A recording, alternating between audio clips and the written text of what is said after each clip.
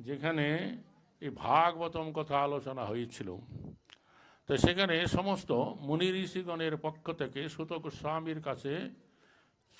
গোস্বামীর কাছে শৌনক ঋষি 6টা প্রশ্ন জিজ্ঞাসা করেছিলেন।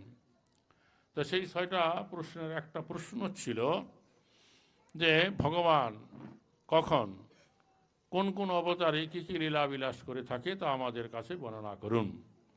তো তার উত্তর দিতে গিয়ে সুত গোস্বামী এই মৎস্য, কুর্ম, বরাহ, নৃসিংহ, বামন এবং রাম অবতারের কথা বর্ণনা করবার পরে যখন তিনি দশম স্কন্ধে সরাসরি এই কৃষ্ণলীলা কৃষ্ণ কথা বর্ণনা করতে যাবেন, তখন তিনি উল্লেখ করলেন যে এতে চাংশ কলা পুংস কৃষ্ণস্তু ভগবান স্বয়ং।